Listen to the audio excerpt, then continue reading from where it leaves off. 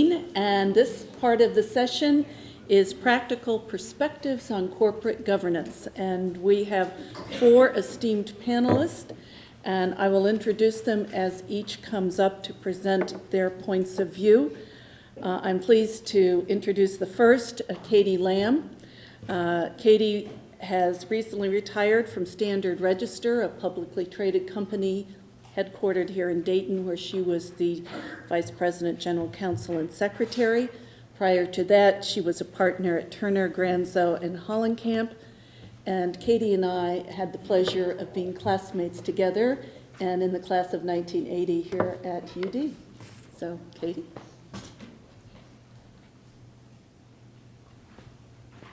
Thanks, Nancy. I'll tell a few stories on Nancy just to get this started off well. Actually, Nancy and I met taking the LSAT exam, which was an inauspicious start to a lifelong friendship. But we finished that off by driving to Columbus to take the bar exam together, too. So we kind of went full circle through our law school career and started in law firms and went on to become general counsel in publicly traded companies.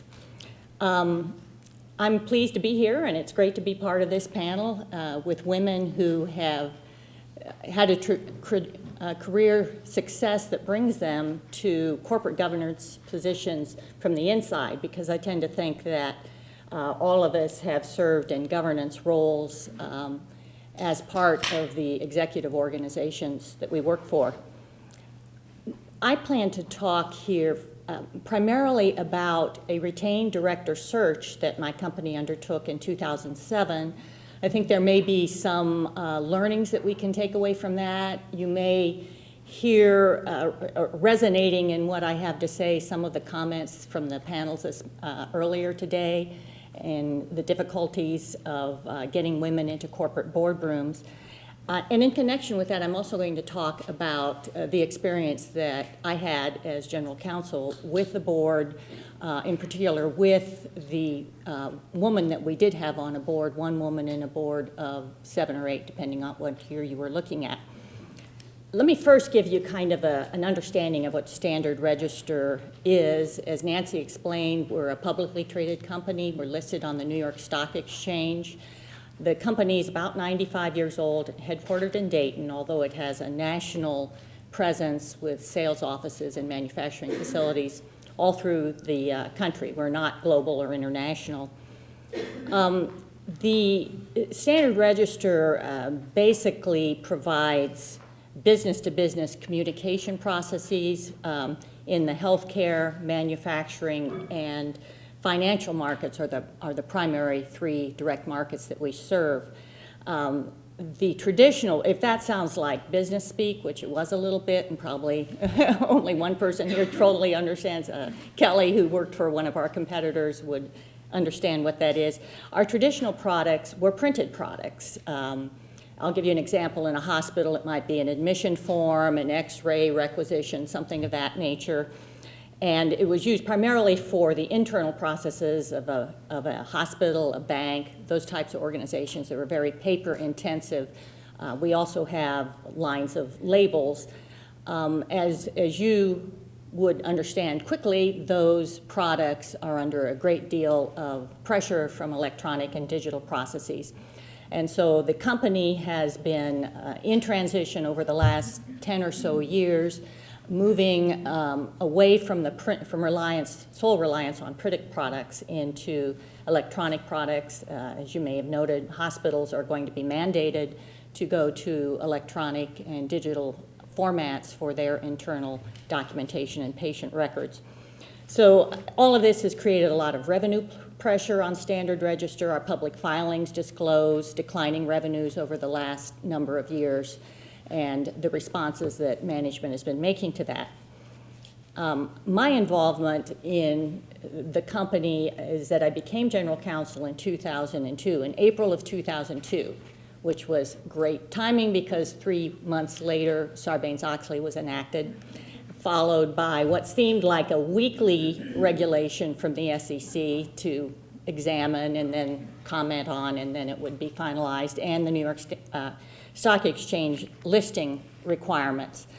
This actually gave me an early opportunity to establish my credibility with the board because they were relying on me to give them a lot of guidance, both me and the finance organization, since many of these regulations were directed at financial matters and disclosures. But there was plenty to keep a general counsel busy with proxy disclosures and listing standard requirements and the way the board had to sort of restructure its committees and disclose certain things that had not been disclosed before. So my job also changed from being, the lawyer that would, all legal things would come to my office. And I think I expressed early on, I didn't practice law anymore. I practiced triage once I got to a big company. But it became more compliance and governance oriented than ever before. So why did Standard Register undertake a director search in 2007? I hope you'll understand that I'll be talking to you about things that are already publicly disclosed in our proxies, in our 10Ks and Qs and so forth, and news releases, and that I won't be able to go into a lot of detail about internal board processes and discussions, but I think there's probably enough meat here. I will just shortcut it so you don't all have to go to the sec.gov site and read it for yourself. During this time period of the early part of the 2000s, the Standard Register board composition had been fairly stable. It had settled in at 8 directors and 7 men and 1 woman. The board, unlike whoever cited 85% of U.S. companies have a combined CEO chairman, our company does not. We have a non-executive chairman.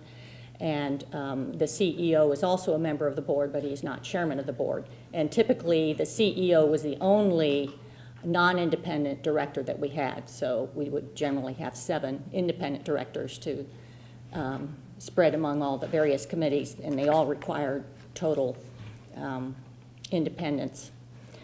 The company had actually had an earlier vacancy, and I'll kind of explain how that worked, and it contrasts with our later retained search, but this was early in the 2000s. I think it was after Sarbanes-Oxley, but not much later than that. Being retired, I don't have access to all those files anymore, so I'm guessing, but I think it was probably about 2003 or so.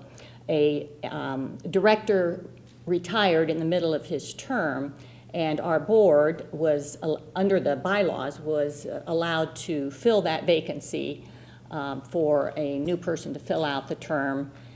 And that person was selected in a manner that I think was probably pretty typical of boards at that time, and maybe some boards still, and it was through personal recommendation. Our outside counsel had known an individual named Cheryl Hudson. Cheryl had started his career in Dayton as the head of the Dayton Deloitte Touche office. He then moved to Florida and became head of all the Florida, Puerto Rico, I'm not sure what else, practice of Deloitte Touche, where he stayed for some 30-some years.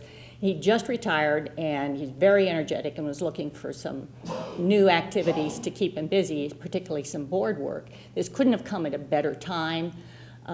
We were feeling the pressures of needing to make sure that we had a very, very highly qualified audit committee chairman. We believe that our current audit committee chairman would qualify as a financial expert.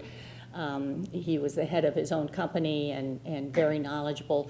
But having an individual who I think you can see Cheryl practically met, I mean, he was the definition of an audit committee financial expert. We felt very fortunate that he was enthusiastic and willing to serve. So the board decided not to do a search because they couldn't imagine finding really a better qualified candidate at that point and under those circumstances. Cheryl was elected to the board, filled out the term, and then stood for election and was elected at the next annual meeting of shareholders. And like I say, this was probably pretty much the typical way a lot of boards were filling their ranks, is through somebody knowing somebody, or knowing someone in the area, or a prominent person that someone had a contact with and could tap to join the board. During this time, this whole time period, we had a woman director named Ann Scavulo. She had joined the board in the mid-1990s. Her career experience had been as vice president of investor relations for Avon Company. So she was extremely well-versed on public disclosures, on SEC requirements, financial statements, all that type of thing. She had a particular gift in the board deliberations of being able to comment on communication drafts that we presented to the board or the audit committee to review. She did a nice job of helping us frame the disclosures, and usually we could always count on her for some very insightful ideas on how to make those releases even better. She served on all 3 standing committees, but kind of in line with a comment earlier, she was not in a leadership position on any of those committees. But she was very highly regarded, and people turned to her for kind of a stable voice in a lot of trying times. I've tried to give some thought to whether I believe she brought anything particularly unique to the board by virtue of being a woman. And I know that's probably something that the academics struggle with too. I see in some of your materials and heard that also. I think that she, as a person and with her own experience in investor relations and as an executive for a publicly traded company, if she met the profile of many of the people who serve on boards who are male, she was a very steady voice. I believe that she was particularly non-emotional in discussions, did not react impulsively, and that's not to say that anyone else did either, but it particularly stood out with her. She was very calm and very deliberate. She also would spend a lot of time questioning management who had made presentations. She'd do that in the most gracious way, but you knew if you were the management person that she was questioning, you better be on the top of your game because she would get to the point she wanted to get to. Our finance group particularly appreciated her input on the way we disclose things in our management discussion and analysis and other things. She, and critically, I think she had very impressive skills in understanding and having a depth in understanding financial statements, and I'll talk about that just a little bit later in connection with what the company's board was looking for. So in 2007 is when the board launched this retained search for a director. The reason for this was in December of 2006, our longtime non-executive chairman died, Paul Granzo. The timing was such that there was really no opportunity to do a deliberative search other than a tap an old friend type search before the board really had to have everything ready so that I could put it all in the proxy and get it to the proxy printer by early March. So just the calendar, very familiar, but the calendar of time marching on made it impossible to fill that vacancy, and we did not want, the board did not want to do just a quick job of filling that vacancy. They really wanted to take their time and get the right person. So instead they proposed at that following shareholders meeting that the board be constituted at 7 directors and that the 7 remaining incumbents be elected, which is what happened. Under our bylaws, it's an Ohio corporation, under our bylaws, we actually did not, the bylaws did not set the number of directors. The shareholders would set that at every annual meeting, so that gave us some flexibility. Then early in 2007, the board chairman asked and the board itself asked our corporate governance and nominating committee to undertake a search for a new director to replace our recently departed chairman. Now, I will say also that right after Paul died, the board did meet, immediately elected a new chairman to demonstrate continuity to the markets, being a publicly traded company, and Paul was courteous enough to die on a Friday night, so the market didn't open for another 2 days. It'd be just like him to have done that for that reason. And of interest to all of us in this room, The director who was elected chair and is the current chair is David Clark, who's an alum of University of Dayton School of Law. So he's got ties to this community. He lives in Washington, but is certainly, Dean, you know him quite well. The Corporate Governance and Nominating Committee, this is really one of the first tests of that particular committee, which had been constituted in response to the stock exchange listing requirements. We did not previously have a Corporate Governance and Nominating Committee. The entire board served that function. So that was one of the things that we moved on to make sure that we were compliant with the listing requirements. The committee, which really was a search committee at that point, chaired by the chairman of the Corporate Governance and Nominating Committee, decided to engage a search firm, Korn Ferry, to help us locate a director. And Korn Ferry was chosen for a lot of reasons, primarily among which is they're very well-known, large global firm, and they also have a dedicated practice for helping companies find director candidates. So that we thought this was a good choice, and it turned out to be a very good choice in my view. Also, Korn Ferry had not done any previous work for Standard Register, so they could be independent, serving the board alone without any implication at all that they were management's agent in finding a board member. So I would say that this entire process was driven by the board, by the independent directors, with support certainly from executive management, but not in any way directed by the CEO or any of his staff. So the first thing that we had to do, and I was staffing the committee in doing this, was to create a position description. The Korn Ferry assisted in this, but we really took a look at the corporate governance guidelines that the board had adopted several years earlier. It's publicly disclosed, it's out on our website. And those have some basics for what the board believes are necessary traits for anyone who wants to be a director candidate. And I'm going to just refer to those corporate governance guidelines to give you an idea of what was the basis for this search. What are we looking for? And probably a lot of this, again, resonates with some of the discussion earlier in the program.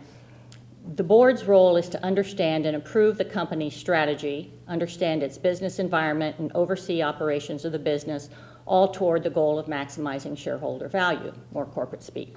To facilitate this role, the primary responsibilities of directors include assuring that management develops a sound business strategy, overseeing financial performance and reporting, selecting the chief executive officer and assessing his or her performance and developing succession planning processes, and overseeing compliance and risk management. So those are the primary issues: strategic thinking, financial understanding and oversight, risk mitigation. Those are the primary things. And the characteristics of any individual that is being considered as a candidate are such things as integrity, candor, judgment, skills and experience understanding the industry in which the company operates, leadership, strategic understanding, and independence. And that these factors are considered in the context of the current membership of the board, so that there should be some balance. They shouldn't be everybody be a CEO. Okay, I'm getting a little discussion here that it's time to move on.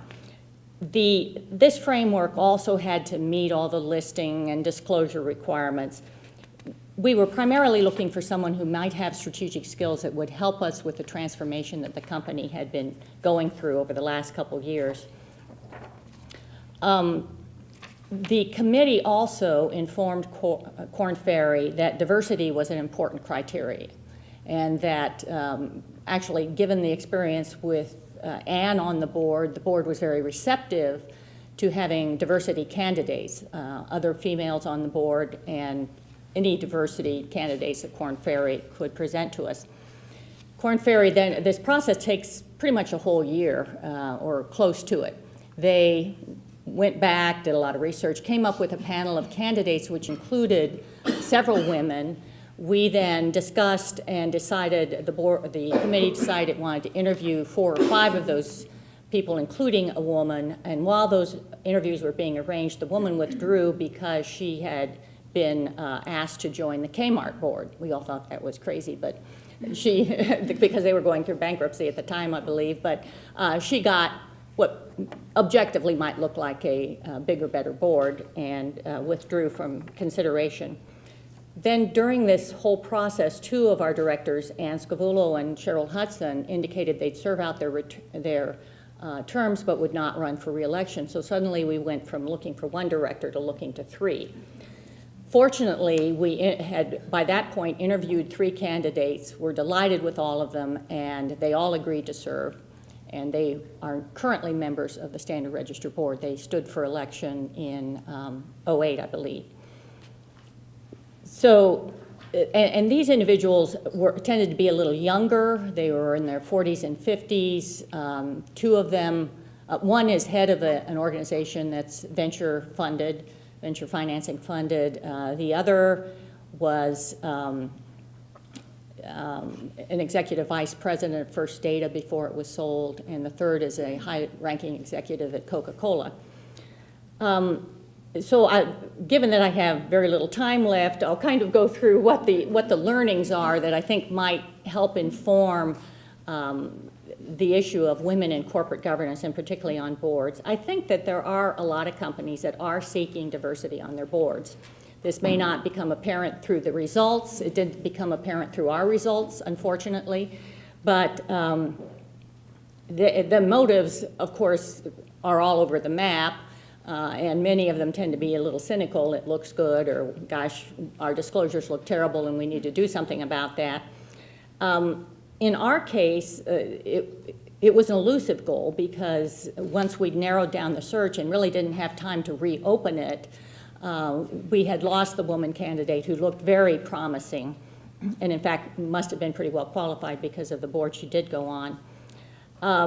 More companies, I think, now are doing retained searches. There's probably a little less of the good old boy system that there used to be, and I think there are a couple reasons for this. One is the whole process has to be disclosed in the proxy, and it's a little easier to describe having an objective third party assist you and facilitate this process than it is, you know, our chairman had a buddy or the CEO wanted us to put the COO on the board or something like that. Director selection is also a hot button issue for governance organizations and shareholder activists, so you want your process to be compliant with whatever agendas they're all pushing. And finally, I think that I would just want to mention that from my experience, I don't think a law career alone is necessarily going to get you into some of the smaller boards, because my experience has been seeing that in the regulatory environment, and someone again mentioning that one of the primary jobs of the board right now is to look for fraud, you've got to be very deep in your understanding of financial statements. So a law career is a good start. Try to get into a line position and have P&L responsibilities so that you can really see how a financial statement works and how you get to a profit or, unfortunately, to a loss, and what all the moving parts are. I think just having a budget like a general counsel has, it doesn't get you there. So one of the thoughts I would leave with you is that many women tend to congregate in staff positions, HR, IT, legal, communications, that type of thing.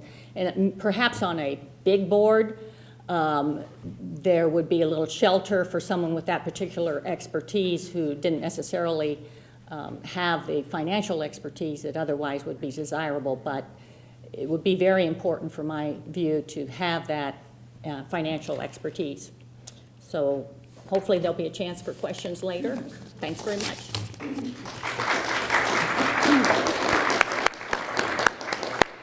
Thank you, Katie. Yes, we will operate as we did in the prior sessions. We'll save questions to the end because different speakers may create questions for all the panelists. Going in alphabetical order, the next speaker is Pamela Morris. She's president and CEO of CareSource. She has more than 30 years of executive level experience in managed health care and the public sector. She pioneered Ohio's first mandatory Medicaid managed care program when she launched CareSource in 1989. Interestingly, she serves on the board of directors for the Dayton Power and Light Company. So we welcome you, Pam, and look forward to your comments. Thank you. Oh, yeah, I've got it here.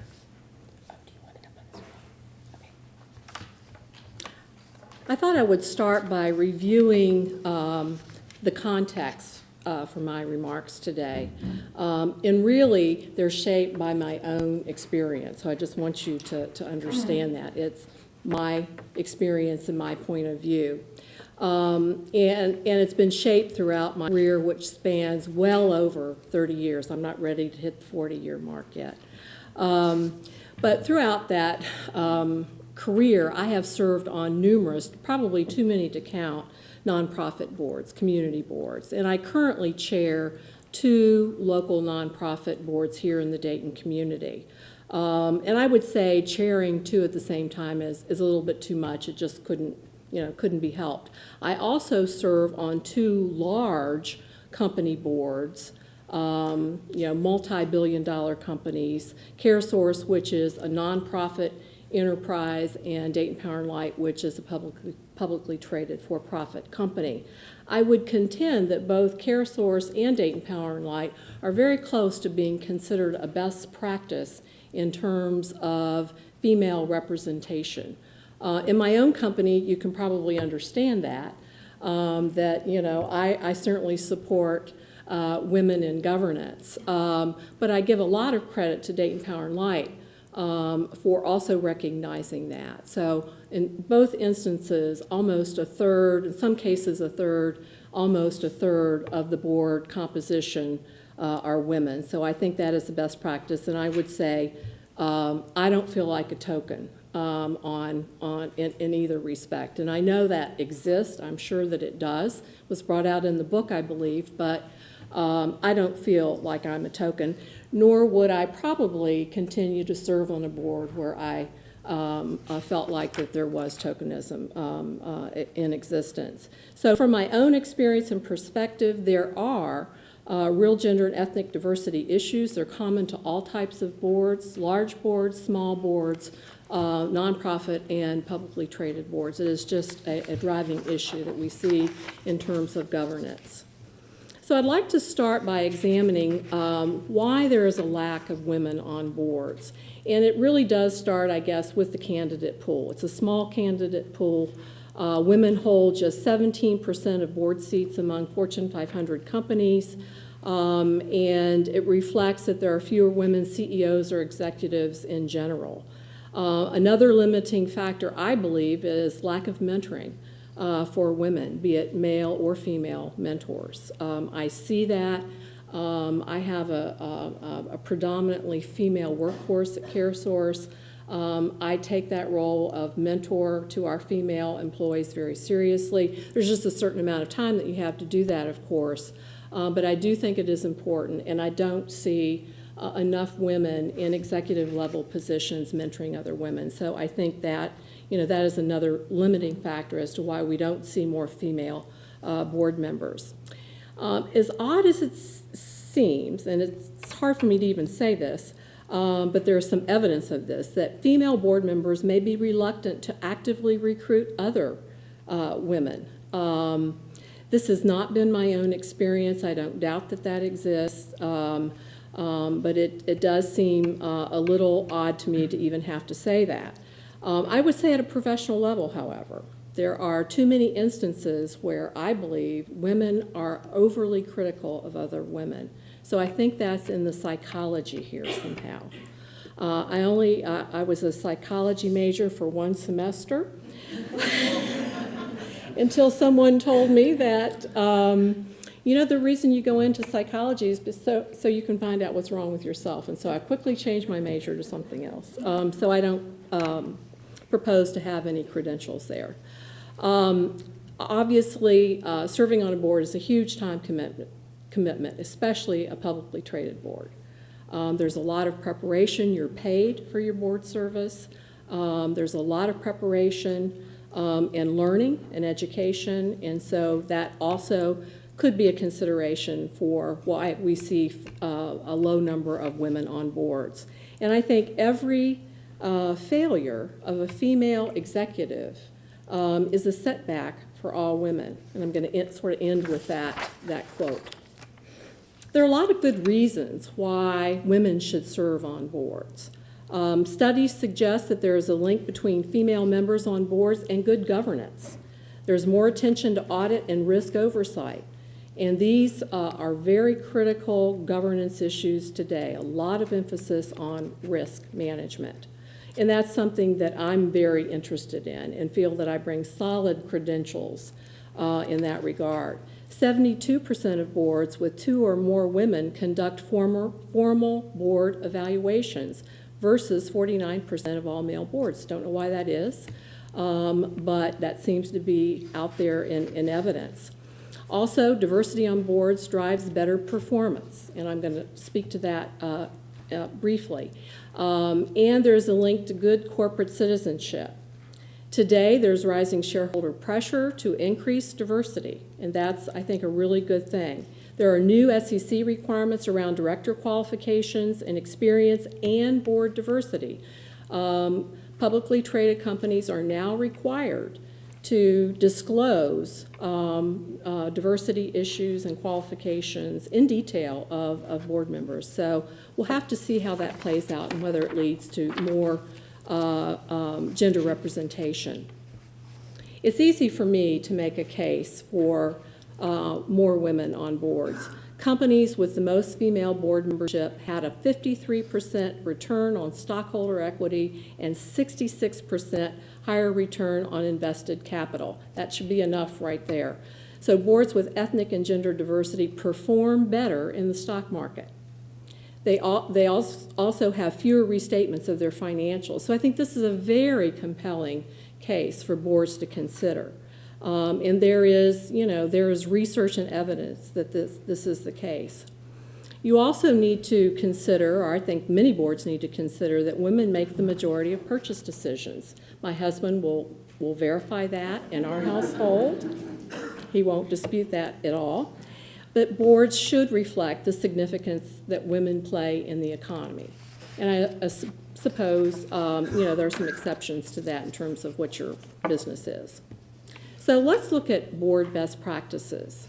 Women should compose 1/3 of board membership, and there are examples of publicly traded boards that meet that best practice, but I think too few. So we definitely want to move in that direction, and I would say beyond. I think term limits are really important as well, that you have more opportunities to balance gender and ethnic diversity.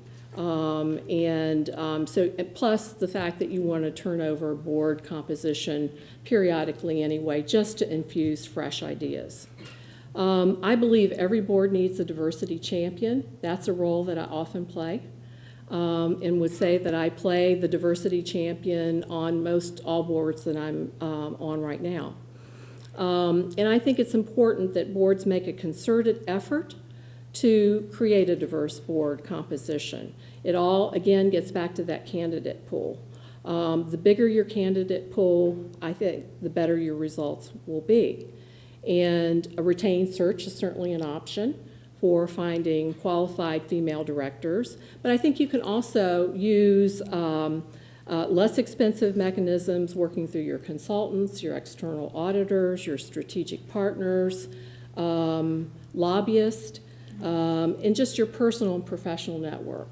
And I have used those very successfully. So why should women serve on boards? What's the value creation? This is my checklist when I'm considering a board position. I have to be passionate about the work and the mission of the organization. That's really important to me. It may not be to everyone, but for me, that passion needs to be there in support of the mission of that company. And in the case with Dayton Power and Light, it was an opportunity for me to learn a brand new business, the energy business, and boy, is it fascinating. However, there are many parallels between Dayton Power and Light and my own company, in that both companies are highly regulated. We work in very highly regulated environments, different, but regulated nonetheless. And we work with a lot of political influence on our business. So that was a consideration that I evaluated. I need to feel that I can add value to the company. And I have left boards where I felt that I couldn't contribute for a variety of reasons. Maybe the board was too big. I have a bias for small boards. And I don't like boards with 30 and 35 people. Many nonprofits are still that way today. I'm attempting to downsize one of the nonprofit boards that I chair right now because I think that will result in better decision making and higher engagement of the board. I also want to bring value back to my organization. I think it speaks highly of my own board at CareSource, whom I answer to. We have various boards, so it's not just one board. We have 4 or 5 different boards in the company. When I was presented with the request to join the Dayton Power and Light Board, because it's a time commitment, it would take me away from CareSource. The board's thinking was that I would bring a lot of value back to CareSource, and I certainly have. So I really give them a lot of credit for allowing me to get this experience. And I think it's great to borrow ideas back and forth. And we also need to consider the time commitment, because we have to balance a lot of competing priorities. And that's a lesson that I learned very early in my career. I got overextended in terms of board commitment. And then you feel like you're not doing any one board any good. So you need to balance that. I think it's interesting to consider the behaviors of women on boards. The double standard does exist in some respects. An example of one that I experience all too frequently, men will take what women say, they'll rephrase it, and take credit for it. Now, to be fair, when I really think about instances when that's happened to me,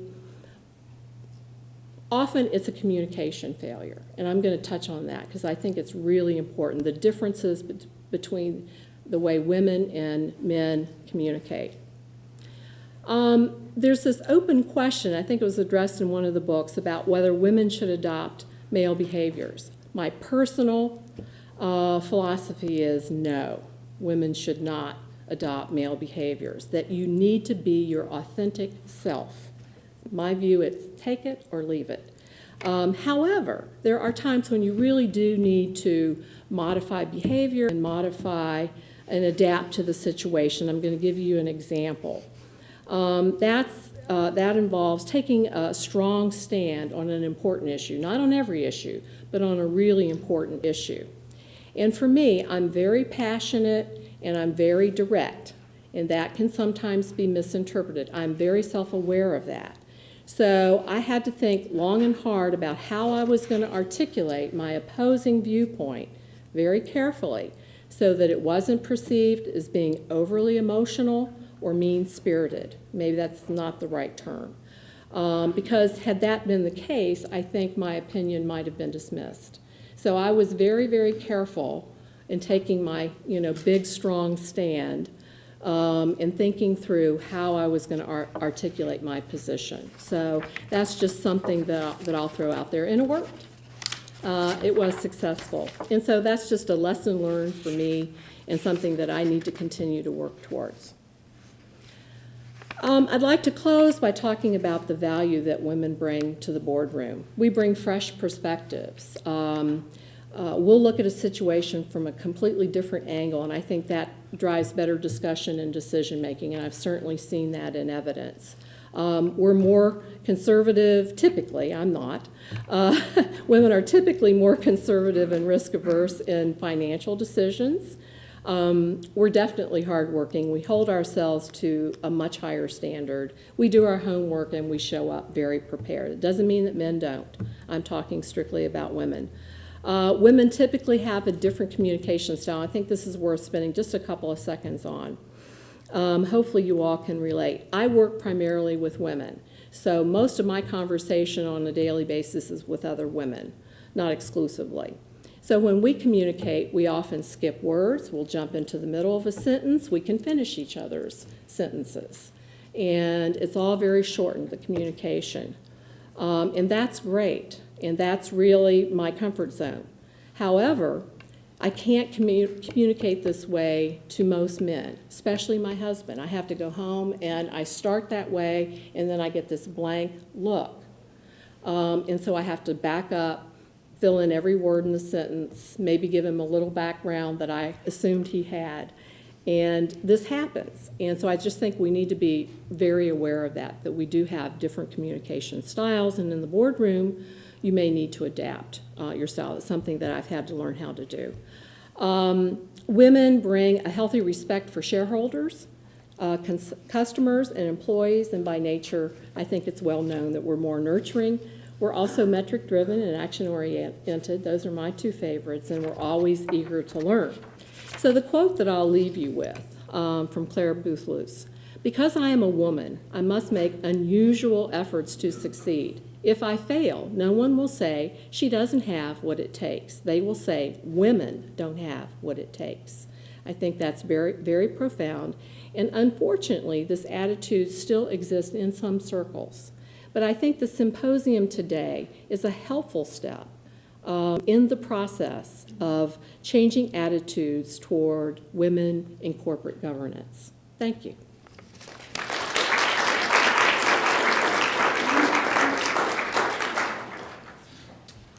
Thank you, Pam. That was enlightening.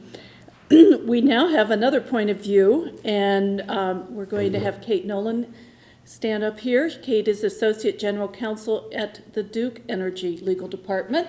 So we've had DP&L board member. Now we're going to have somebody from the legal end at Duke. Prior to joining Duke, Kate served as Commissioner Jeffrey Merrifield's legal counsel at the U.S. Nuclear Regulatory Commission. She was also a member of the NRC's Office of the General Counsel. Duke is a Fortune 500 company traded on the New York Stock Exchange.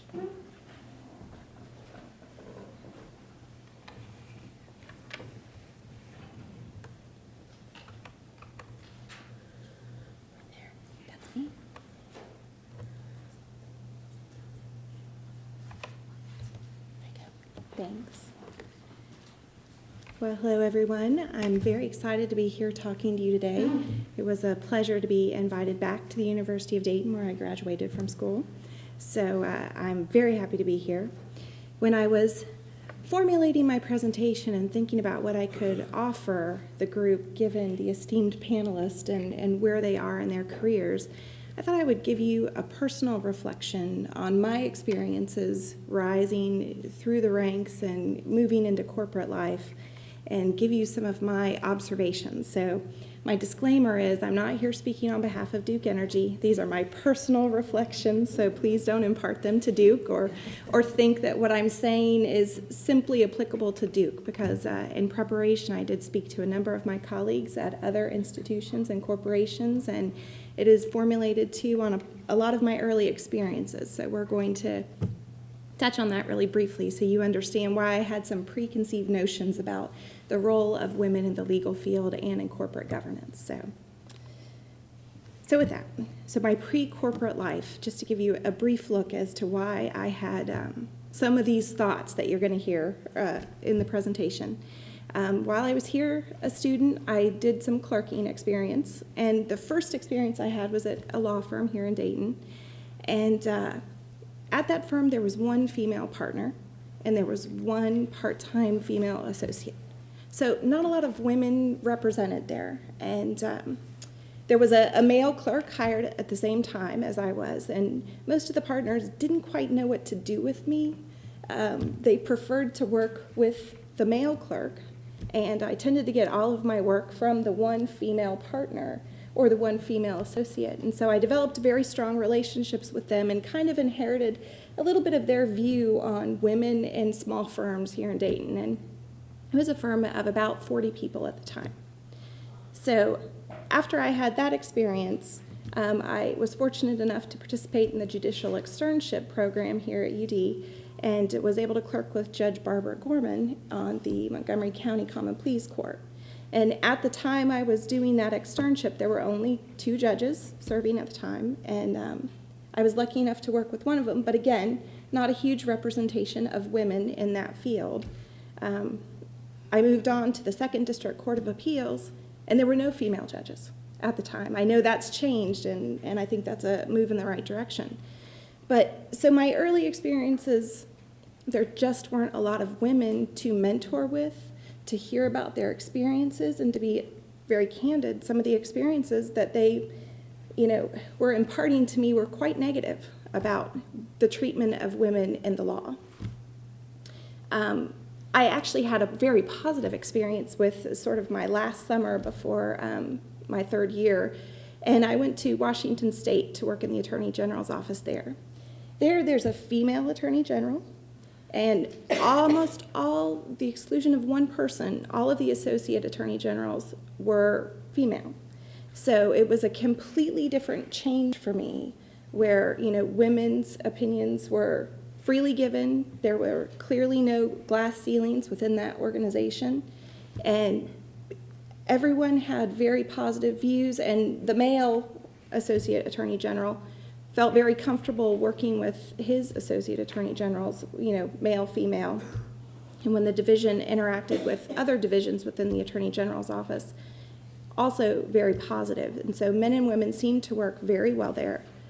There did not appear to be a glass ceiling. And as a clerk there, I felt very valued regardless of my sex. So that was really the turning point for me and what made me want to work in state or federal government, because it seemed to be very different than working in a private practice.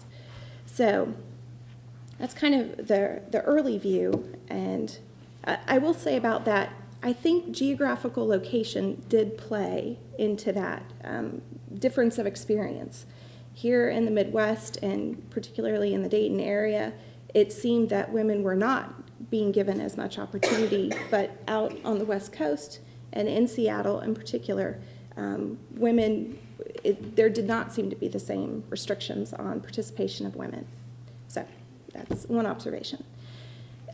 After I graduated from school, I did go work for the federal government. I fulfilled my dream, think that's going to be the better opportunity for me as a woman to have a good career and to be able to progress. And I went to the U.S. Nuclear Regulatory Commission.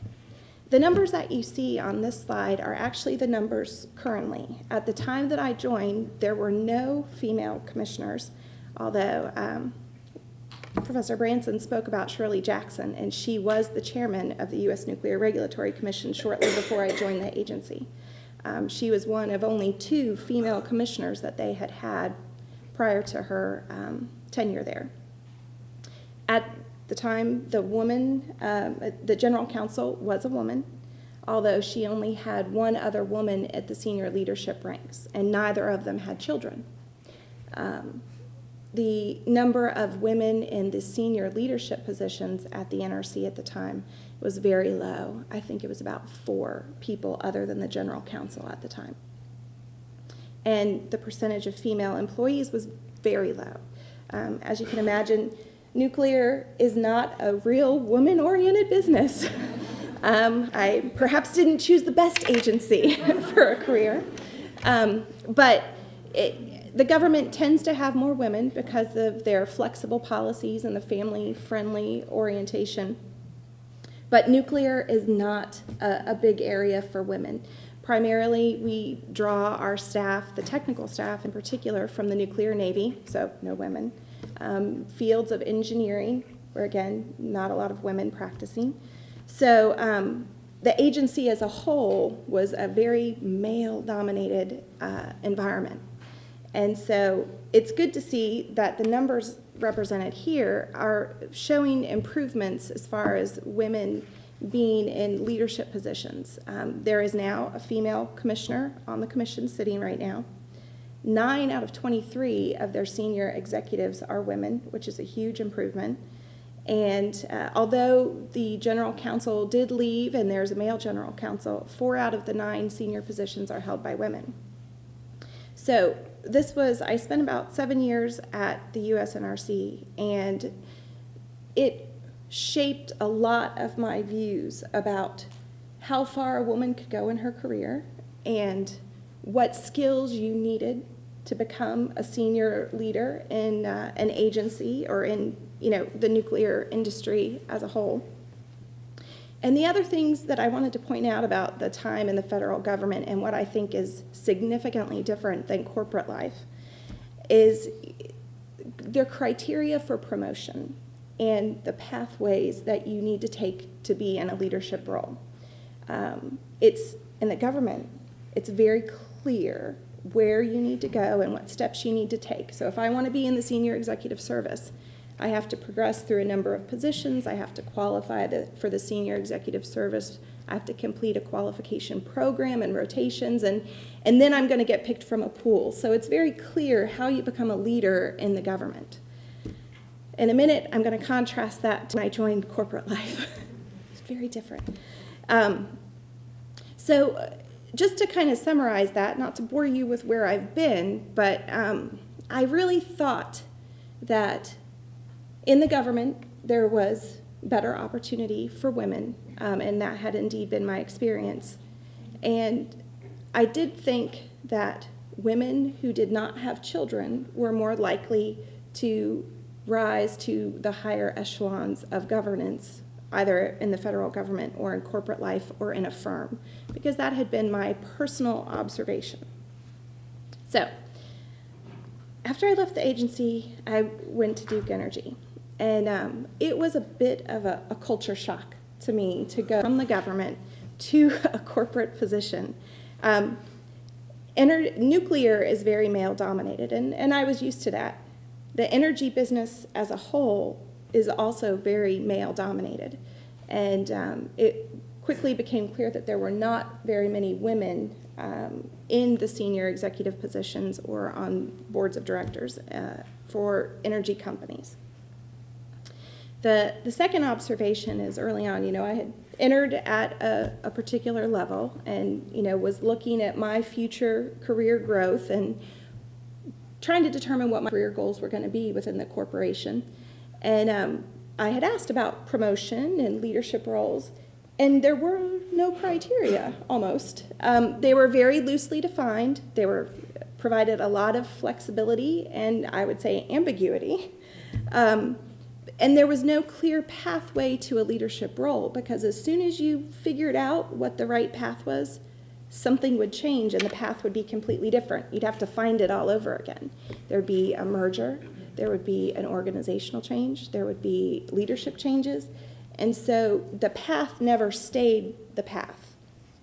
So I think women who want to advance in the corporate setting, it's far more difficult than in the government because it's not clearly defined, and you have to really find your way.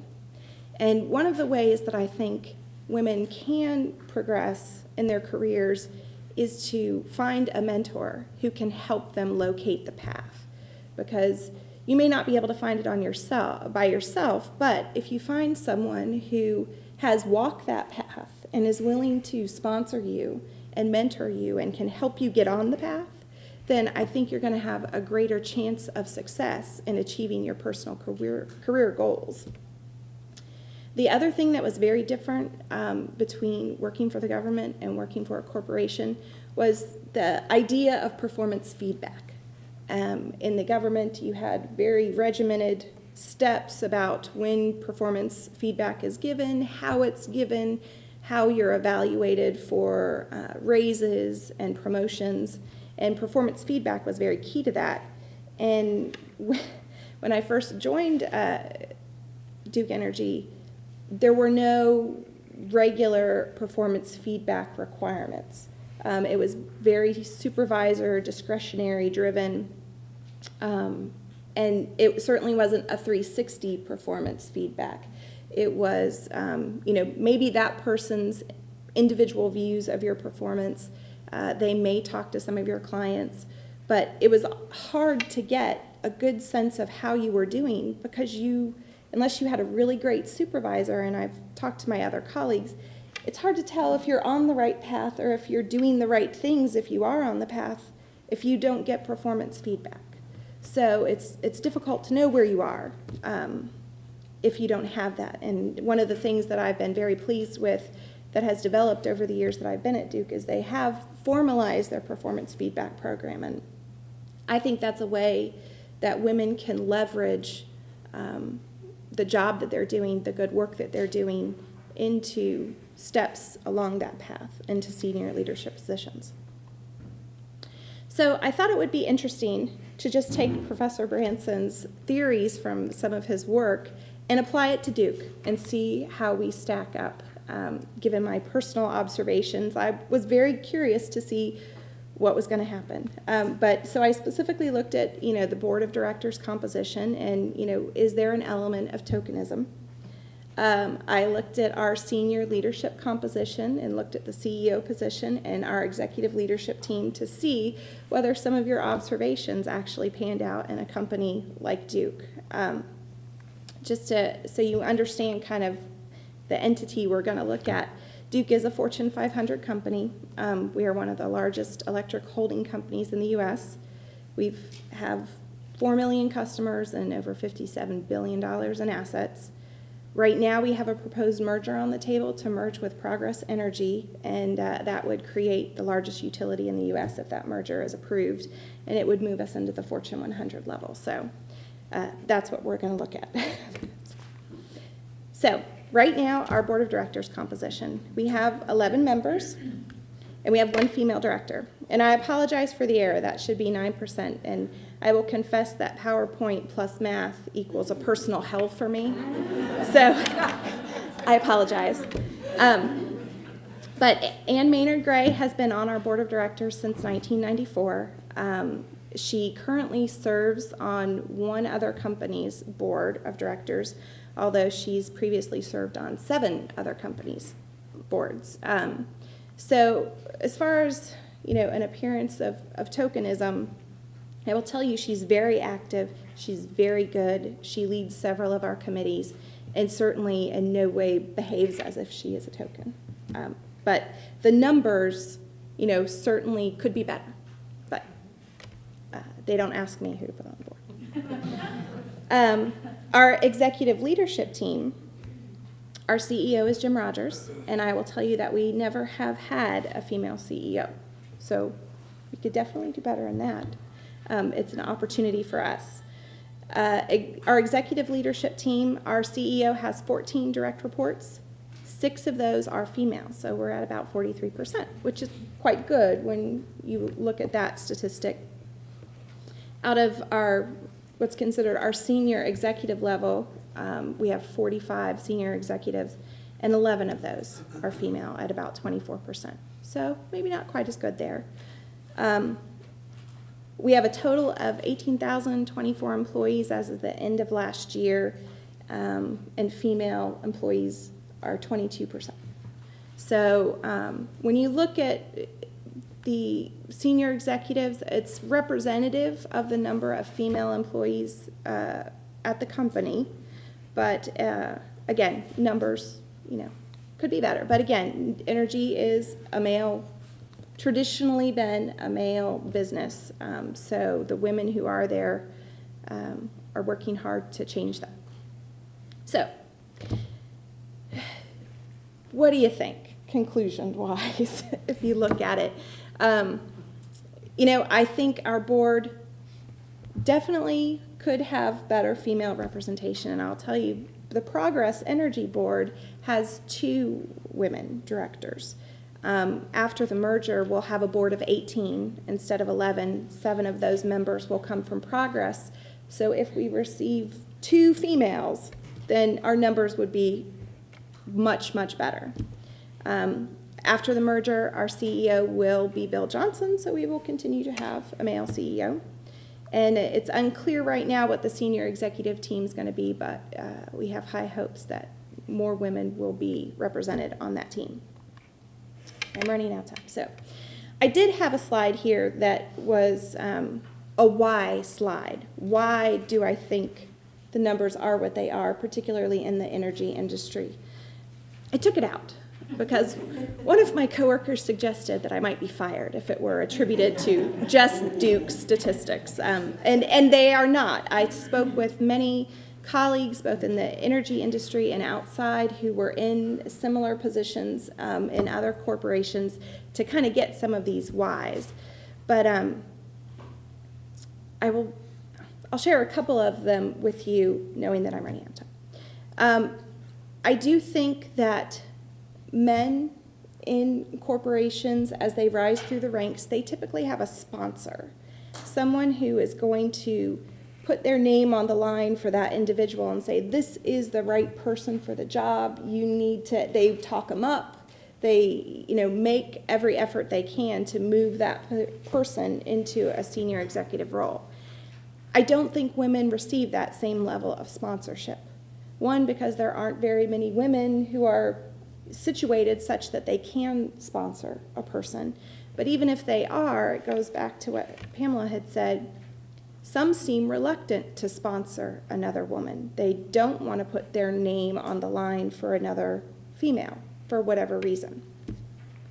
I will also tell you that most of the women that I have worked with and that others have worked with that have reached that level either don't have children or they have a stay-at-home spouse. And I'll tell you, I've worked with 2 women who have stay-at-home spouses, and it's a miserable experience if you are a woman with children, because they've made a life choice that they would like others to make, and they hold you to the standards that they have put in place for themselves. And it's very difficult, and some of the senior women who do have children, we joke about, well, I don't do either job well. My kids complain I am a bad mom because I work too much, and my job complains that I'm not doing as much as I could be doing because I have family responsibilities. So if you are an executive who is a mom, you're constantly having that tension from both directions. And I think to reach the upper levels, you may have to make a decision that that's what you want to do, and there may be sacrifices that you have to make. And I think a lot of women choose not to make that sacrifice and just continue to go and do both. Perhaps they view it as doing both poorly, but they do both. And one last personal observation. It also seems as if there is a behavior code that women are held to. It's almost a higher standard, a higher behavioral standard. And there are these rules that you're beholden to, and it's very easy to run afoul of these rules. You don't even know that you might have run afoul of them because they're imposed on you by your male counterparts. And so, knowing the rules, finding somebody who can tell those to you is really kind of helpful if you can get it. So that may be another reason that more women don't rise, because they don't know the rules, or they violate them before they can find out what the set of rules are. But it seems to be a different standard of conduct and behavior that senior women executives are beholden to. So I know I'm done. So these are some things that I think can be done. I think an executive sponsorship program would go a long way to helping women rise through the ranks. Mentoring, a 360-degree communication and performance feedback within the company, and providing access to new opportunities. Women sometimes get pigeonholed in one area, and it's hard for them to move laterally to get the experience they need to be considered broad enough to move up in the ranks. So really providing them with new opportunities is critical. And this is my closing thought. The disparity between male and female general counsel and between non-minorities and minorities is no secret. The question is how to get more women and minorities into those positions. Too often we settle for less just to have the opportunity. This lessens our value in the eyes of the companies, which confirms the decisions they make about compensation and status, and the cycle continues. And that's a quote from Lynn Burgess, the former general counsel of Asbury Automotive.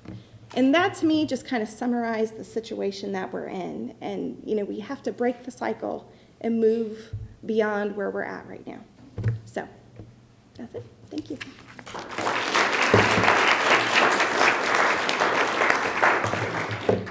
Well, we've had a perspective from the Senior General Counsel, the CEO, government versus the private sector, and now we get another point of view from Millie Woryk, who was employed at Tomkins Limited from 1993 through January of this year in the Vice President of Human Resources role. And Tomkins, she can tell you a little bit about, is a manufacturing conglomerate with more than 150 facilities and $5 billion in annual sales. Prior to that, she was Assistant General Counsel for Hobart Brothers Company, locally here in Dayton.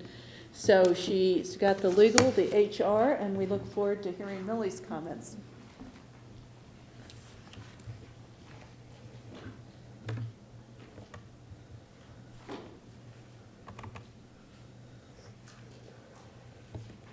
And just point the one on the right, right?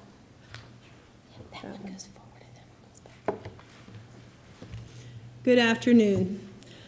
I once heard a minister explain how we'll spend our first year in heaven. Did you ever think about that? That great DVR recording of our existence will roll through all the most important events of our lives. And as we view it, we will fully understand everything that happened to us.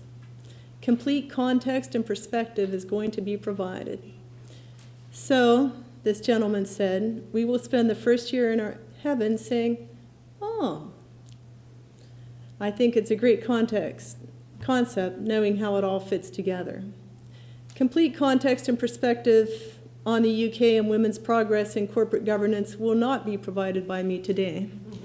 However, for some years I served as a vice president of HR for a London-based company known as Tomkins PLC, and then when it went private, Tomkins Limited, and I was the only woman VP reporting to our CEO.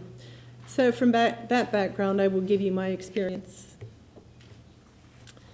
The 2006 Companies Act got the attention of every UK board of directors since it made changes to nearly every facet of company law.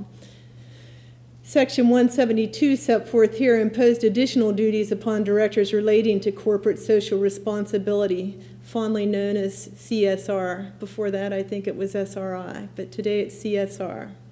CSR had, of course, been introduced by various catalysts prior to the Act's passage, but this is a legislative impetus that the companies perceive for CSR. This section shows the duty of the board of directors to go beyond simply lawfully generating profits, requiring that they also consider social responsibilities. The considerations listed here include long-term consequences, interest of employees, business relationships, impact on community, and maintaining high standards of business conduct. The UK is not only geographically situated between North America and Europe, but also somewhere between the two in societal and legislative philosophy. In my view, this Companies Act provision was more a pragmatic acceptance of the state of the world that is imposed by significant shareholders, rather than espousing the EU Modernization Directive, which in 2003 required that directors consider social and not just profit impacts. Consideration of a non-exhaustive list of social responsibility factors, not just gender, are mandated. Hence, while directors reviewed the Act carefully, this did not create a groundswell of women directorships. Rather, those corporate social responsibility activities pursued prior to the Act's passage got more attention. In Tomkins' case, our CEO's passion was health, safety, and environmental, or HSE initiatives. In fact, when I was in charge of compliance and reporting to the board for HSE, I proposed to our largely male plant managers that it be the Safety, Health, Environmental Initiatives, which would have made it SHE. That proposal was not taken up. Our efforts to advance women's careers were far fewer than HSE activities. Quarterly HSE reports went to the board like clockwork. Discussions of gender representation were more likely to be annual and in the larger context of succession reviews. This ties in sort of with Maslow's hierarchy. Safety and security is fundamental in a manufacturing world, and perhaps explains why banking and other financial institutions have taken more of a lead in gender as a CSR aspiration as opposed to manufacturing facilities. A very brief history of investor social responsibility in the UK's response is useful to consider. In the early 1900s, the Methodist Church set up a fund that avoided investment in certain sectors, and in 1984, Friends Provident, a Quaker-affiliated insurance company, launched its socially screened stewardship fund. In 1988, the Merlin Ecology Fund was a pioneer in the green investment movement. So convincing boards to pursue social good, in addition to profitability, is nothing new to the UK. Much more attention to advancing women in business came with the 2001 Pensions Act Amendment, which requires pension trustees to state their policies regarding the extent to which social, environmental, or ethical considerations are taken into account in investment decisions. While again, the Act defines these social responsibilities without an emphasis on women, the rating agencies demanded data as to women in the workforce. More metrics have actually highlighted for viewing these reports. The EU Accounts Modernization Directive stated that, with regard to the annual report, a fair review of the business should not be restricted to finance. It goes on to say, it is expected that, where appropriate, this should lead to an analysis of environmental and social aspects necessary for an understanding of the company's development, performance, or position.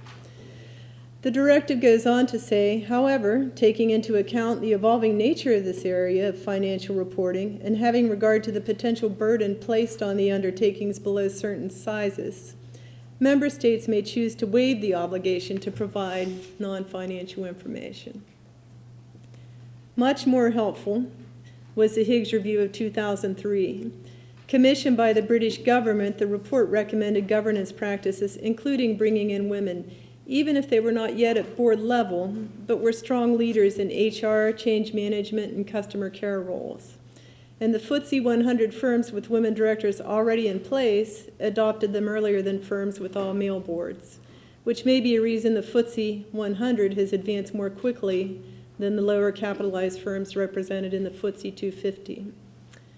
For those of you who have not labored under the rule of a UK company or are more focused on paying student loans rather than investing in foreign markets at this particular point in your life, the FTSE Index is a listing of the most highly capitalized companies on the London Stock Exchange. Tomkins was just barely in and sometimes below the FTSE 100, the largest companies, depending on whether we had acquired or divested that year. The FTSE 250 are, in terms of capitalization, the 101st through the 350th biggest firms, and that is where Tomkins was most often found. The big driver for our board was that we really wanted to be in the FTSE for Good index to please our investors, which meant that we had to satisfy the organization known as the Experts in Responsible Investment Solutions as to our continuing corporate social responsibility improvement. Major investors, such as Standard Life, also had extensive questions on all aspects of social responsibility.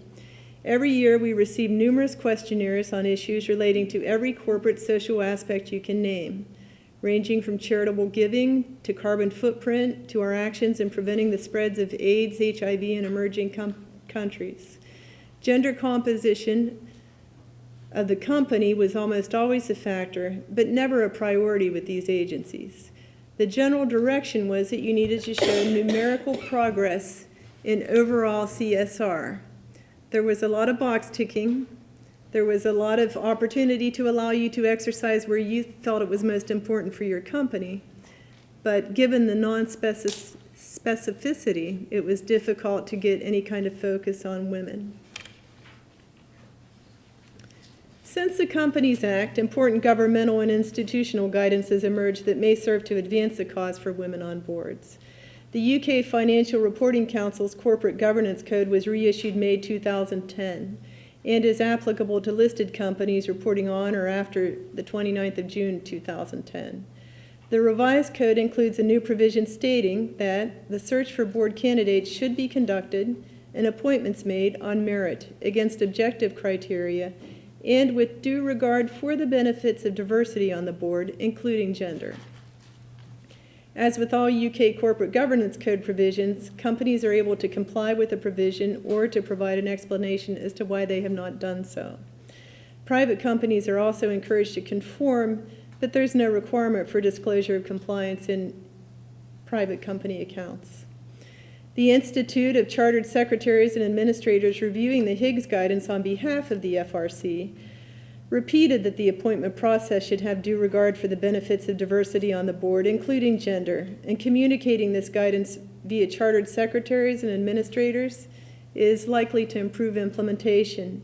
In my experience, they review guidance more often and more thoroughly than board members do. Last May, the Conservative Party, which now leads a coalition government, and I love talking about the UK and their governance, issued a contract for equalities.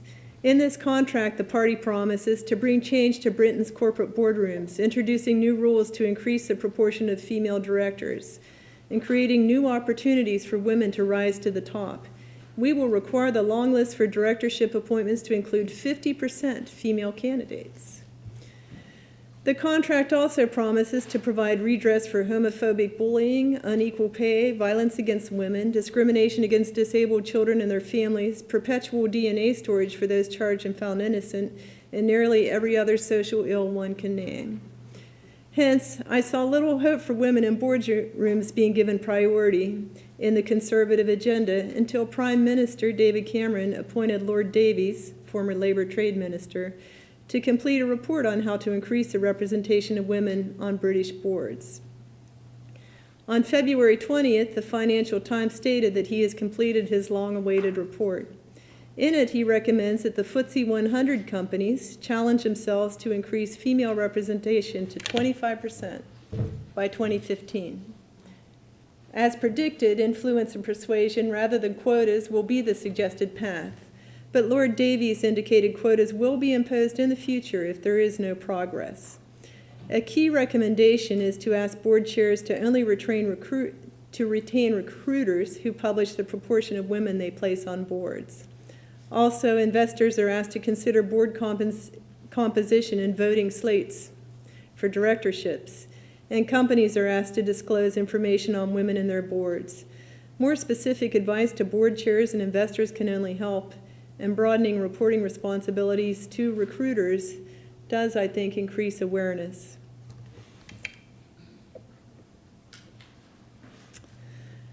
So what is the current status in the UK for female board representation?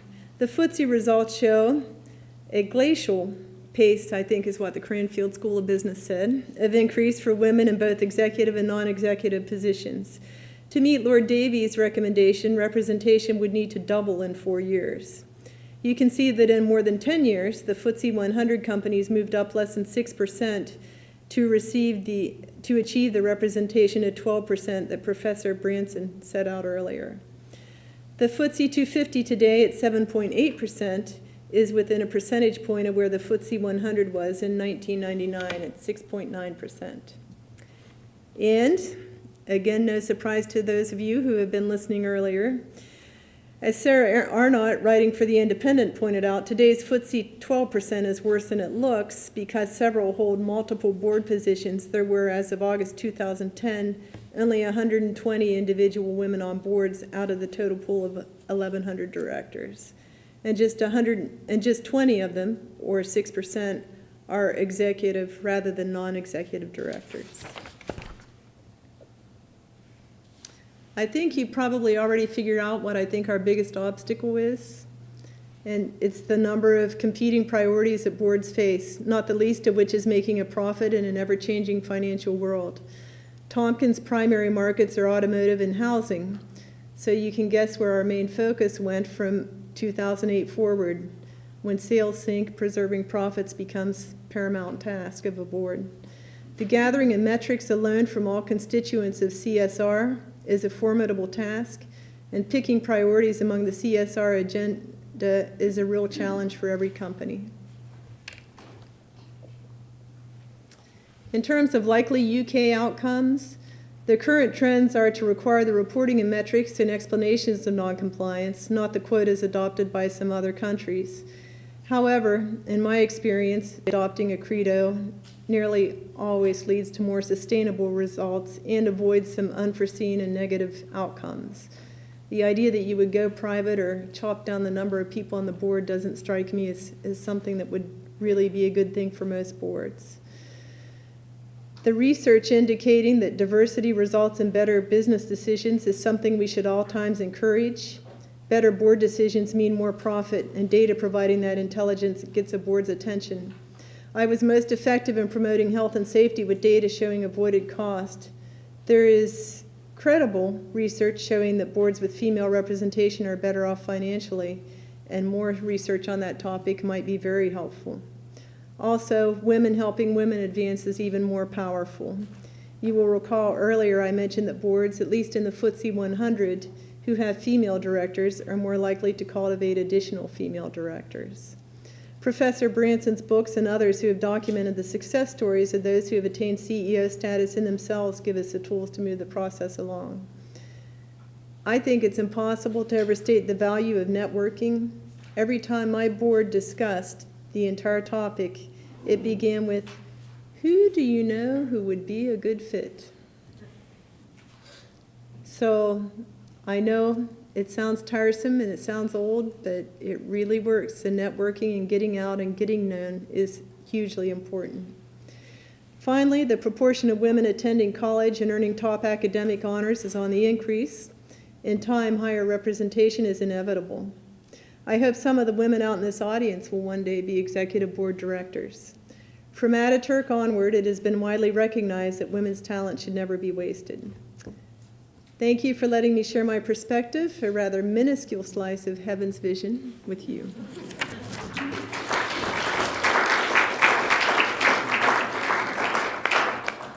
Okay, we have time for questions. Eric, is it 5:15 or 5:30 when we? 5:30.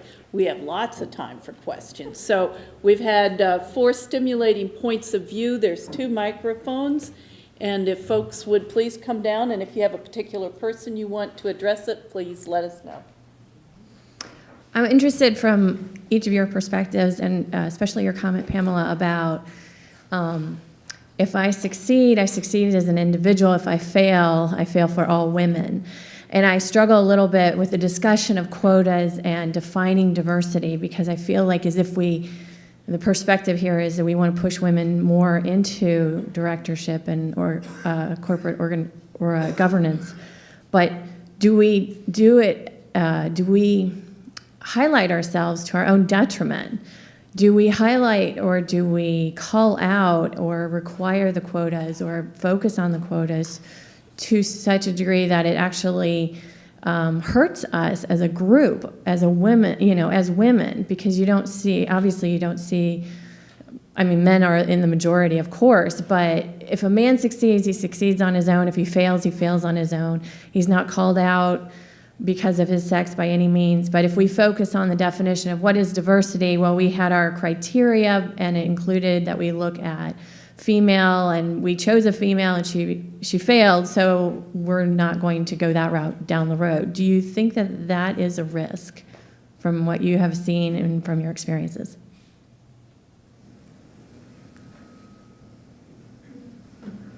I'll make a quick comment. I think that may have been a concern 10, 15, 20 years ago when women were just starting to become associates in law firms with career trajectories to become partners and so forth. I think that there was enough uniqueness in some of those situations where a woman stood out for good or bad and might bear the weight of all sisterhood on her shoulders if she was not successful.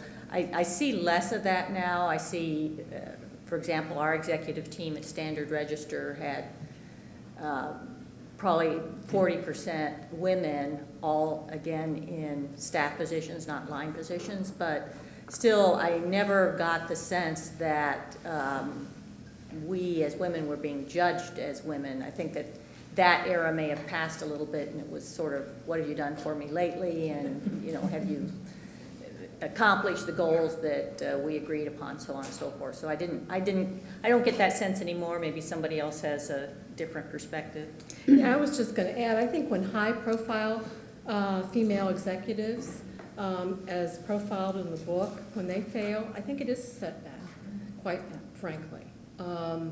And that was contrasted in the book to female executives in large companies who didn't seek out that, that public profile, quite frankly. And by and large, they were more successful, and I think help move women forward. So I just think it's the profile. I don't know if you want to, I'd love your point of view. I want to tell Kate that I'm a Duke shareholder, so. You need to disclose that. One of the chapters in my CEO book is called Go Where They Aren't. And I find that of the women CEOs, 2 or 3 of them came up in oil and gas. Lynn Elsenhaus at Sunoco, Pat Wirtz at Archer Daniels Midland, she was a Chevron executive.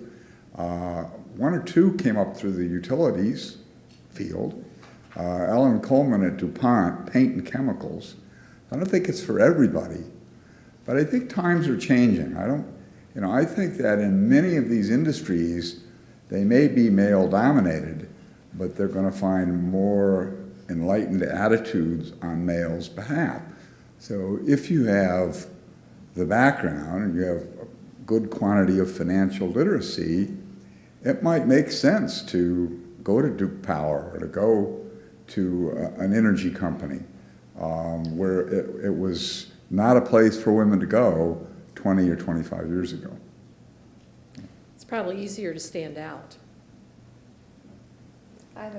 Either way, good or bad, it's easier to stand out. That's true. Just to respond to your comment, I think in the nuclear industry, there is some of that takes place. We have a very aggressive diversity policy, and I think we've had great success bringing more women into the energy business, in particular into nuclear. I thought about putting up our nuclear generation department statistics, but they were just appalling. And we're working on that. And I think we recognize the value of having a diverse pool of candidates for executive positions and bringing in new perspectives. So we are really working on that. Before I joined the company and when I've talked to other people, there does seem to be situations in the past where a woman was promoted prematurely because they wanted to promote a woman, to bring women into the field, and the person wasn't ready for the responsibility. They hadn't been mentored, they hadn't been groomed for that. They kind of just took someone and put them into that position, and there was negative backlash because the person ultimately wasn't up to the challenge because they hadn't been properly prepared. And so I think in the past there was some of that. At least there are the urban myths from before I was there about, this one woman. I think that's much better now. At least it is in my experience and the women that I've talked to. I think it's getting better. Maybe not there 100%, but I think it's getting better is my personal observation. I agree, and I think it's getting better faster in certain sectors where banking and others, where women who had the financial credentials, which is so very key for all these positions, where there have been so many, so smart, coming up so quickly and doing well. I think there's less of a prejudice in that issue than perhaps traditional old line manufacturing kind of sectors. I'd like to ask the panelists a comment we heard from you, Kate, and we heard this morning, and I know Kate and myself have children, talk about motherhood and the stress of being in an executive position or seeking to be the CEO, and where you think we are today with women bearing 2 careers, the one at home and the one in the office.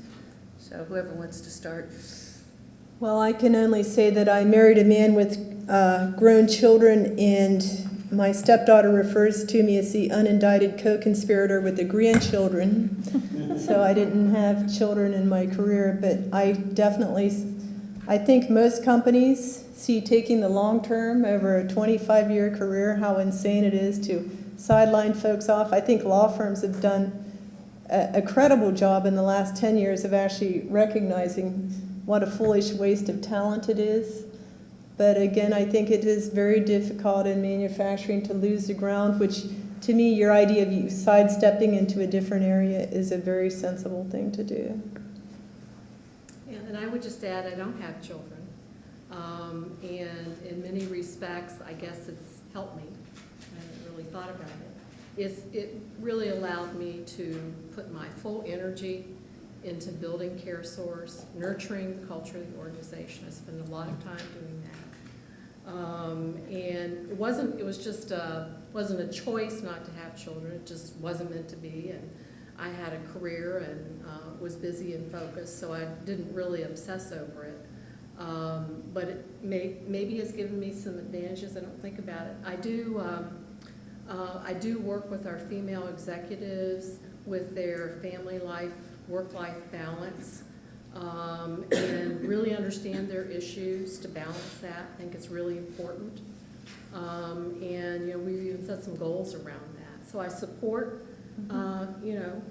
women who have families. I respect the balance that you have to try to attain.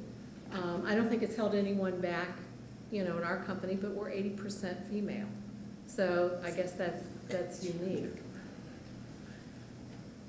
As Nancy said, I have 2 daughters who are grown now, but while going to law school, they were young. In fact, Nancy and I were both single mothers with a couple of kids at home going through law school, and then starting careers, and acquired a husband along the way. So. Who was working, unfortunately. I didn't have a house husband. But perhaps the 80s, when I started my career, was a little less stressful than today. We didn't have Blackberries, iPhones. When I started the firm, we didn't even have a fax machine. It was in a smaller firm. So I think there was a little better opportunity to establish that life balance. Sure, you had to work long hours and maybe come in on a Saturday, but it wasn't the 24/7 that I think mothers are struggling with these days. And I know my own daughter, who's a lawyer in Cleveland and has a child, is finding it a different experience than what I had. And I think, certainly, Millie, you're right that firms adapted to that, but I'm seeing in the economic crunch, with so many firms downsizing, that they are much less tolerant of a mommy track, if you want to call it that, or even women who they've already approved working less than full-time. There's a lot of pressure put on people to get back in line and produce the billable hour. So I don't envy women entering that career at this time because of all those strains. But I do see many women be successful compartmentalizing it, and I think a lot depends on what kind of support you have, either grandparents nearby or a very cooperative spouse or something of that nature. Another comment that was made, and I think, Katie, you made it, and Pam, I kind of got a sense of that with yours as well as the other speakers, was the fact that the professions women have gone to once they opened up, of law, medicine, engineering, might not be the best pathway to stay in if you want to be on the board, the CEO. I've heard frequently in these 4 presentations the comment that you need to have financial knowledge. You need to be able to be on that audit committee if necessary and be a financial expert. I would appreciate if any of you could comment on suggestions for women who are in law or are in human resources. How do you get that multidisciplinary experience then? How do you get out of where you are to get that so that you can offer it to be on a board or move up into the CEO position? Do you have an easy job? I asked the question. Well, I'll start. I think one of the things that you can try to do if your company is supportive of it is to step out of your zone, not entirely, but take on additional work from other divisions. And that's one of the things that, I've tried to do. One, it keeps my job interesting. I'm learning something new. But you can kind of dabble and pick up things from other areas, bring it back to your core work, but you're developing that experience, and you have the ability to put it on your resume that you've worked on certain activities, handled certain work, and it gets you recognition in other parts of the company as far as your name's out there, they recognize you're capable of doing other things. And for someone like myself who's done nuclear regulatory law for their entire career, that's important, because no CEO ever gets to, you're not going to be a CEO doing nuclear regulatory law. And not that I'm saying that's what I want to do, but if you know you want to achieve a certain rank, you're not going to get there from just doing one thing. Mm-hmm. So I think you have to step out of your comfort zone and look for opportunities to take on additional work, even if it's not taking a wholly different job. It's a suggestion that I would have, that I've seen work within our company and with others in my industry.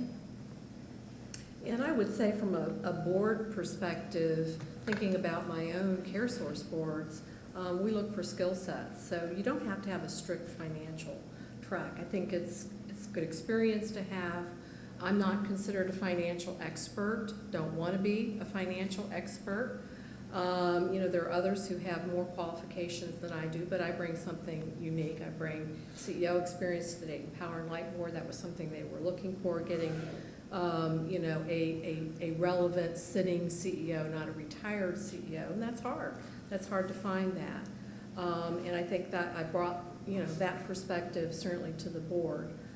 So I don't think you should feel confined or limited not having a financial background. That's not the only track whatsoever. I think that's way too limiting in terms of a viewpoint. There are many other tracks to succeed, in your company. And if you are seeking a place on a board, you have other skills and experiences that can be considered just as valuable. I think executive MBA programs are great if you can do that. And I would recommend them much more than part-time programs. Part-time study is very hard. If you work a job all day and got to go to class at night. Paul teaches in an executive MBA program, and you basically go every other Friday and Saturday to school. And a lot of these elite schools now have residence halls for the people in the executive MBA school. It's going to be difficult to juggle if you have one or two children, but it can be done, and that would be a good way. Another way, I think, is I told my two daughters, take a course in managerial accounting, take a course in economics 101, take a course in stocks and commodities, and then major, one major in theater arts. And they said, "Oh, Dad, that's a great idea." But they never listened to me anyway. Well, I was sitting here thinking that too. As soon as I got out of law school and got into business, gee whiz, now I go to school and take my year of accounting. Why didn't somebody tell me that in the first place? And some finance courses. And if you can do an executive MBA, and a lot of companies still sponsor them, get you consideration, especially as you point out, a law degree is not the most popular thing for a board director to have. The MBA is not a good offset. I agree. As a matter of fact, when I was here, I had taken financial accounting over in the MBA program, along with several other courses, which were beneficial. But I know what you're saying about tracks. I mean, academia, for example, is often a track on boards, marketing expertise, and depending what the business is, the background they're looking for. So, yes. I have one comment in response to that conversation, which is a study I recently read, where they put women and men college age in a room and asked them to write down what their SAT math score was. And the women consistently wrote down a lower score than they had actually gotten. And the men consistently wrote down a higher score than they had actually gotten. And there was something else with the English score as well, but I don't remember that. But I think a lot of, reflecting on that study, there is this way in which we can interpret that maybe Kate's suggestion is really a good one, because I think a lot of people have capacities that they don't know about, or that they're used to downplaying because they've been told to downplay them, and that taking on, just jumping in and learning things is really often an effective way to do things.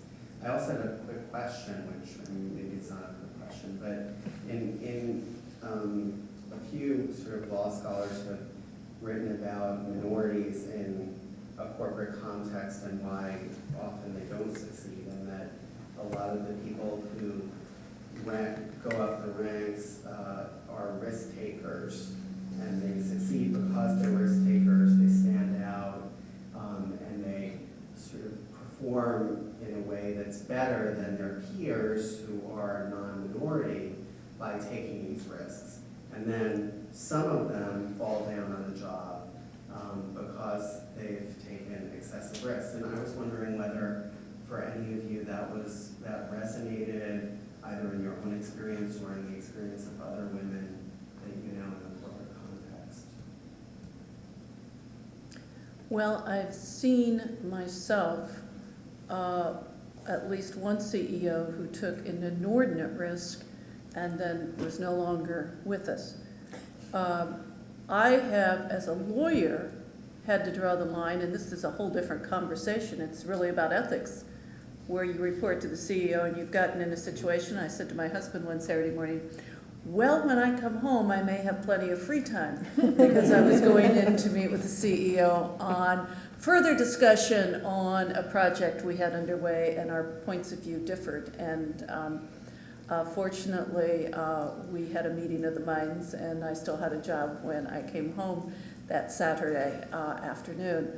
But I think you have to be able to take some degree of risk if you're going to move up the ladder to the executive ranks, because you are a decision maker.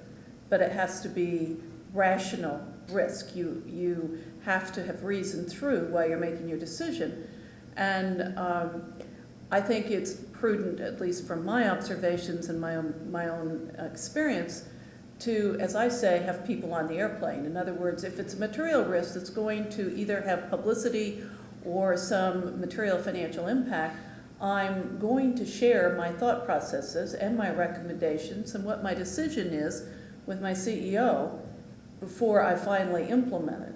And if it's of even greater material nature, we're going to advise the board then. So that's my own take. I think our most successful in our largest company, which is Gates, we have a vice president of manufacturing for North America who is female, very rare in automotive kind of industries. And time and again, I have watched her march in and say, this is my plan. Now, the other VPs kind of sit back and sort of say, well, the market, this, that, this. She says, this is my plan, and she has the finances there. And she's, every time, delivered on the plan. And she comes in and she announces, it sets her out apart from the other folks who are not risk takers, and I think it has advanced her very well. Now, you have story after story in your book about women who announce financial results who were not certain of the outcome and their inevitable downfall. So God help you if you're wrong, but if you got the background, you ought to say, this is what I'm going to do and this is what I'm going to do. And I think even attaining that once is very powerful, and she succeeded in doing it time and time again. I think if you take a risk and you fail, you got to know how to duck. Yes. You Yes. come back with, And she set forth all the reasons, and there were quarters where things weren't exactly, but then there were quarters in housing and automotive that the whole world didn't know were going to go down that way. But everything she said and why it would come to pass has typically come to pass. But I think if she wouldn't have had the courage to step out and explain how it would be, she would not stand out or have done so well. And I would just add, I'm an entrepreneur, so by definition, I'm a risk taker. And I support risk-taking in our organization. However, there's not as much risk-taking as what I'd like to see, because that can lead to innovation. I think innovation is very important. So I don't know where that breaks down, quite frankly, but I mean, there's plenty of risk-taking, defined risk-taking, obviously. But when you fail, I think it's important to learn from that. That's how you learn. That's how companies get better. But you can stand out clearly by being a risk taker within the culture of the company. And I think the culture defines, the limitations typically of risk taking. And I'd add to that, I agree with that comment and all the other comments. I think one of the roles of women in governance in the legal department is to help analyze that risk and put mitigation plans in place, and hopefully never have to say, we just can't do that, they'll cuff you and take you away type of argument. And there's always that natural tension between, and I think at least once I went in-house from a firm, I became much better attuned to understanding the business risks and what might be all right, and then what I might help reshape just a little bit, still get to the same goal. And that became even more important after the Enron explosion in Sarbanes-Oxley and the Public Accounting Board and so forth. Internal controls, this all has played into the understanding of risk, which now is instead is the language I hear is we're going to be bold. Not that we're going to take risks, but we're going to be bold. Yeah, the other thing I would ask is just defining the risk appetite in the company. It's something we're working on.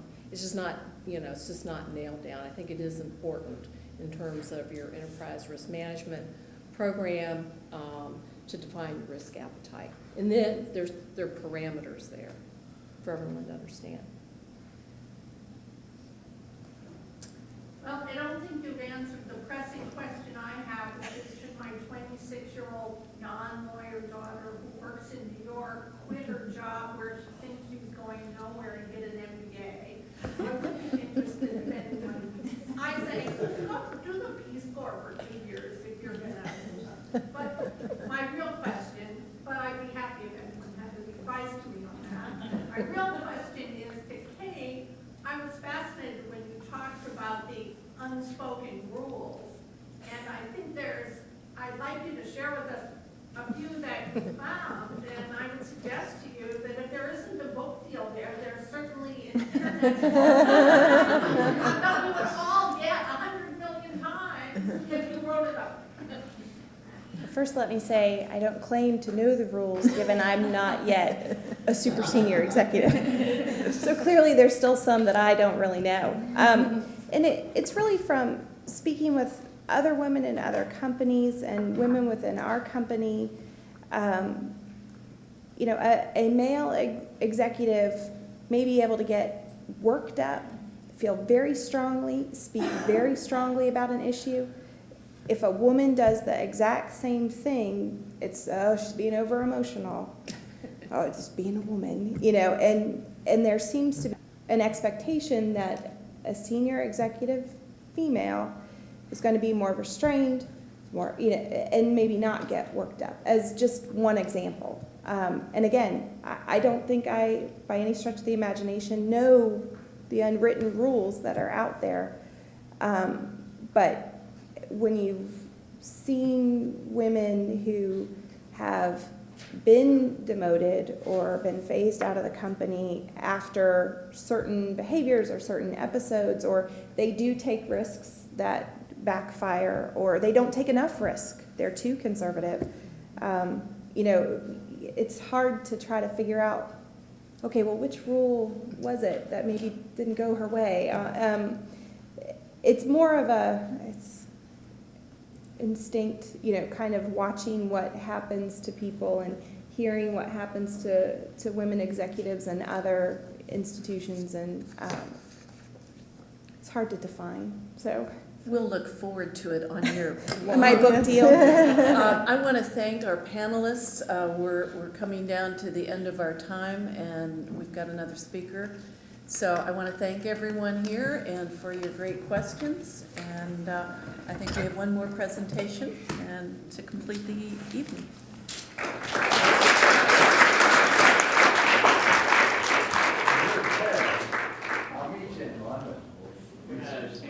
Oh, yes.